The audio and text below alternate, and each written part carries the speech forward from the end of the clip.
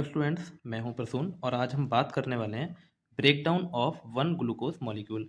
काफ़ी ज़्यादा कन्फ्यूज़न रहता है कि आखिर ये ग्लाइकोलिसिस क्या है, लिंक रिएक्शन क्या है और क्रेब्स साइकिल क्या है। दरअसल क्या होता है कि हम डायरेक्ट पढ़ तो लेते हैं कि हाँ ये चीज़ ये होती है, लेकिन हम थोड़ा सा उसके बारे में जानते नहीं है, तो इसको देख लेते हैं।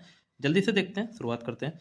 Break down of one glucose molecule की अगर हम बात करेंगे कि जब भी एक ग्लूकोज का मॉलिक्यूल जो होता है प्लांट्स में, जब वो टूटता है, ब्रेकडाउन होता है, तो उससे कितना एटीपी रिलीज़ होता है और कौन-कौन सी प्रोसेस के थ्रू होता है, जल्दी से देखते हैं। देखिए, एक ग्लूकोज़ का मॉलिक्यूल है, ठीक है? सबसे पहले हम बात कर रहे हैं ग्लूकोज़ के मॉलिक्यूल की। एक ग्लूकोज़ का मॉलिक्यूल है, जो कि ब्रेकडाउन हो रहा है, ऑक्सीजन के प्रेज़ेंस में होगा। फ्री एनर्जी को रिलीज़ करेगा, बट होता क्या है कि जो प्लांट्स होते हैं ना, इस फ्री एनर्जी को वो एक्सेप्ट नहीं कर सकते हैं। मतलब जब रिक्वायरमेंट तो होती है ना, तो इस फ्री एनर्जी को वो नहीं यूज़ करते हैं। वो किसको यूज़ करते हैं? एटीपी की फॉर्म में जो होती है एनर्जी। तो ये क्या होता है, फ्री एनर्जी जो होती है, ये स्टोर हो जाती है एटीपी की फॉर्म में। एटीपी आपको पता है क्या है? एडिनोसिन ट्राइफॉस्फेट है। थोड़ा-सा इसको जैसे हिंदी में संधि विच्छेद करते हैं ना, वैसे देख लेते हैं कि जो एडिनो होता है, एडिनो क्या है? एडेनिन नाइट्रोजनस बेस है। Sine SINE means sugar. Tri मतलब पता है हमें 3, और फॉस्फेट जो होता है H3PO4, ठीक है? या PO4 3 माइनस। अब बात ये रहती है कि हाँ, जो एटीपी है, एनर्जी जो रहती है, वो एनर्जी हमेशा एटीपी की फॉर्म में रहती है। लेकिन थोड़ा-सा अगर डीप जाएँगे ना, तो देखिए हमने बोला कि ट्राइफॉस्फेट है। तो ट्राइफॉस्फेट है, इसका मतलब 3 तो फॉस्फेट ग्रुप हैं प्रेज़ेंट। तो फॉस्फेट ग्रुप को अगर मैं यहाँ पे P से शो कर देता हूँ, तो देखिए P, P, P 3 phosphate group हो गए और बीच में आप देख रहे हैं बॉन्ड। ये जो बॉन्ड होते हैं ना, ये होते हैं हाई एनर्जी रिच बॉन्ड। तो जो एनर्जी होती है इन बॉन्ड्स में यहाँ पर स्टोर रहती है। तो इस बात का बहुत ज़्यादा ख्याल रखना है हमें, ठीक है? तो एक ग्लूकोज का ब्रेकडाउन हुआ और जो कि एटीपी बना रहा है। अब देखते हैं ग्लूकोज का जब ब्रेकडाउन हो रहा है, तो सबसे फर्स्ट से देखते हैं। सबसे पहले ग्लाइकोलिसिस है। देखिए यहाँ पर इसके 10 स्टेप्स हैं। अब 10 स्टेप्स एक वीडियो में बताना तो पॉसिबल नहीं है, ठीक है? कि सब कुछ एक साथ हो जाए, इतना पॉसिबल नहीं है। तो इसको मैंने डायरेक्ट बनाया। देखिए, एक ग्लूकोज का मॉलिक्यूल था जो कि 6 कार्बन होता है, ये आपको पता ही है। जब ऑक्सीजन की प्रेजेंस में इसका ब्रेकडाउन होगा, तो ब्रेकडाउन होने के बाद में पाइरुविक एसिड को फॉर्म करता है। पाइरुविक एसिड या पाइरुवेट बोल सकते हैं इसको। देखिए, पाइरुविक एसिड जो ये बना रहा है ना, यहाँ पर कितना है ग्लूकोज? 6 कार्बन है। यहाँ पाइरुविक एसिड कितना हो गया? ये 3 कार्बन है।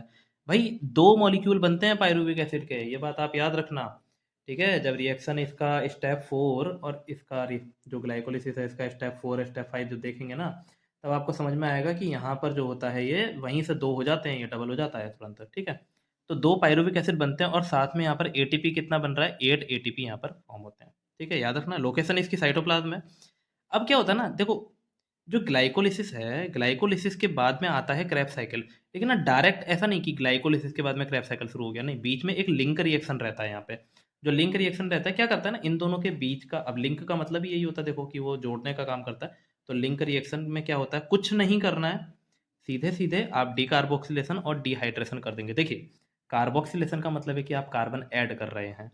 अगर डिकार्बोक्सिलेशन है, इसका मतलब ये है कि आप कार्बन को रिमूव कर रहे हैं, और डिहाइड्रेशन मीन्स कि आप H2O को रिमूव कर दे रहे हैं। तो वही करना है हमें। देखिए, पाइरुविक एसिड बना था 3 कार्बन का, 2 मॉलिक्यूल हैं, ये हमें याद रखना है। अब देखिए, 2 का अलग-अलग तो नहीं चलाएँगे, एक का ही बता दे रहे हैं।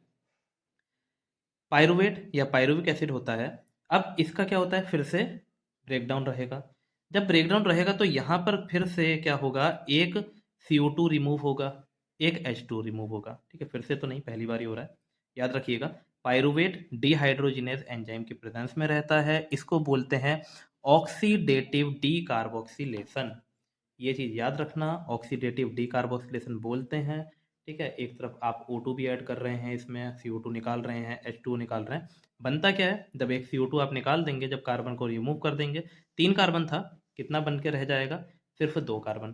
प्रोडक्ट क्या बना हमारा? एसिटिल कोएंजाइम A, ठीक है? एसिटिल कोए बोल देते हैं इसको, 2 कार्बन का रहता है। और यहाँ पर आपको 6 एटीपी बैलेंस शीट में पूछा जाएगा, ठीक है? नीट के लिए स्पेशल बता रहा हूँ। बैलेंस शीट में पूछा जाएगा कि टोटल एटीपी कितना मिला, कितना एटीपी टोटल इसमें आया है, तो आपको बताना पड़ेगा। ये 8 एटीपी है, यहाँ 6 एटीपी बना है। अब तीसरा देखते हैं, क्रैब साइकिल। इसके बाद में फिर ये क्रैब साइकिल का जो खेला है ना, क्रैब साइकिल वाला शुरू होता है, ठीक है? देखो, ग्लाइकोलिसिस हुआ, पाइरुविक एसिड बना, उसके बाद में लिंक रिएक्शन शुरू हुआ, तो यही pyruvic acid pyruvate dehydrogenase enzyme की प्रेजेंस में एसिटिल कोएंजाइम ए में चेंज हो गया। फिर क्या हुआ, अब ये क्रैब साइकिल। क्रैब्स साइकिल में क्या होगा, अभी जो आपका एसिटिल कोएंजाइम ए है ना, ये 2 कार्बन वाला, तो ये 2 कार्बन वाला जो आपका एसिटिल कोएंजाइम ए है, ये किसके साथ में जाकर के जुड़ा? ऑक्सैलो एसिटिक एसिड के साथ में जाकर के जुड़ता है। ठीक है, किसके साथ में? ऑक्सैलो एसिटिक एसिड के साथ में जाके जुड़ा। ये 4 कार्बन है अपने आप में, तो ये 4 और ये 2 मिलके फिर कितना हो जाएगा? 6 हो जाएगा, 6 कार्बन हो जाएंगे। क्या बनेगा? ऑक्सैलो एसिटिक एसिड बनेंगे तो 6 कार्बन। लेकिन जब ये प्रोसेस चल रहा होता है ना, टोटल 8 स्टेप हैं इसमें, तो जो तीसरा स्टेप है, ठीक है, मैं थोड़ा सा दिखाने की कोशिश करता हूँ कि जो तीसरा का जो बी पार्ट होता है ना, जो तो तीसरे का जो बी पार्ट होता है, उसमें एक कार्बन इसका रिमूव हो जाता है, और उसके बाद में तो देखिए यह है पूरा का पूरा प्रोसेस। इसमें देखिए तीसरे का जो बी पार्ट है, यहाँ से एक CO2 रिमूव हो रहा है। ठीक है, ये मैं आपको जो आपका तीसरा वाला पार्ट है वो बता रहा हूँ, और दूसरा कहाँ पर है? ये फोर्थ वाले पार्ट में रिमूव हो जा रहा है। तो 2 CO2 तो यहाँ पर इस तरह से निकल जाते हैं। जब 2 CO2 निकलते हैं ना, तो उसी के बाद में क्या होता है, ये आपका पोर्शन फिर से 4 कार्बन में आ जाता है। वैसे तो ये 2 और 4 आपका 6 बनना चाहिए था, लेकिन उसके बाद में फिर से 4 कार्बन आ जाता है। यहाँ पर टोटल जो आपके बनते हैं ATP, वो बनते हैं 24 ATP। ये बात याद रखेंगे। तो कितने एटीपी हमने कमाए हैं टोटल? यहाँ पर 8 एटीपी हैं, फिर 6 हैं, 24। तो टोटल एटीपी हमारे कितने हो गए? 8 + 6 + 24 = 38 एटीपी। तो आपको एक ग्लूकोज का जब आप क्या करते हैं, ब्रेक डाउन करते हैं, तो टोटल आपको 38 एटीपी मिलते हैं। ठीक है, यहाँ से रिएक्शन स्टार्ट है। आप लोग नोट्स बना लीजिएगा इसके, बेहद इंपॉर्टेंट है। जो देखिए इंपॉर्टेंट है वो यही है, आपसे पूछा जाएगा कि एटीपी कितना यहाँ पर मिला है, और साथ में पाइरूवेट डिहाइड्रोजिनेज एंजाइम। बेहद इंपॉर्टेंट है, याद रखिएगा। वीडियो अच्छी लगे तो लाइक करें, शेयर करें। Thank you.